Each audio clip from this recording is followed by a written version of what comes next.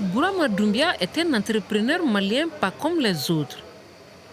Bourama met lui-même les mains à la pâte pour la réussite de ses bouillons culinaires. Très engagé, autodidacte, il a toujours un autre défi à relever.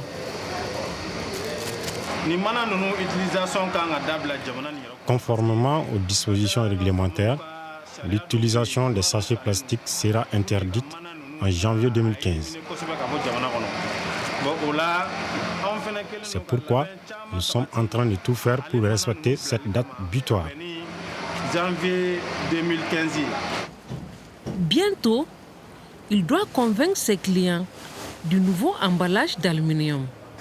Mais cela ne le décourage pas. Au contraire, il continue ses tâches quotidiennes avec ses collègues. On tamise la poudre des produits mélangés pour enlever les résidus. Mais depuis 2 ans, une grande partie du travail se fait à la machine et la production est passée de 300 à 1500 cartons par jour. Mais à ses 37 ans, il ne veut pas s'arrêter là. Mon souhait est que tout le monde ait accès à mon bouillon culinaire et que je puisse l'exporter dans la sous-région. Ce bouillon est obtenu à partir du triage de plusieurs produits agricoles locaux. C'est le travail de 2 brigades qui épluchent des oignons et plus d'une demi-tonne de l'ail par jour. Bourama y participe une fois par semaine.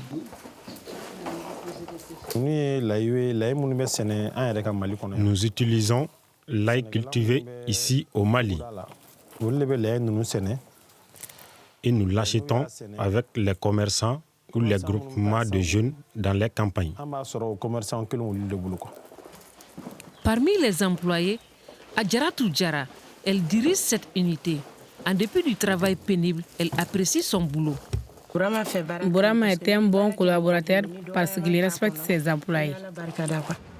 Chaque samedi, Bourama Doumbia se rend au marché de Lafiabougou. Entre lui et ce marché, c'est une histoire d'amour vieille de plus d'une décennie. Bonjour maman, comment allez-vous? Seul homme à exercer ce genre de commerce, c'est dans ce petit espace que Bourama a commencé à se faire une clientèle.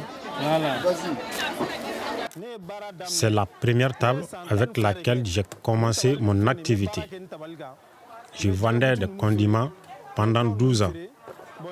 En ce moment, le marché était plein à craquer.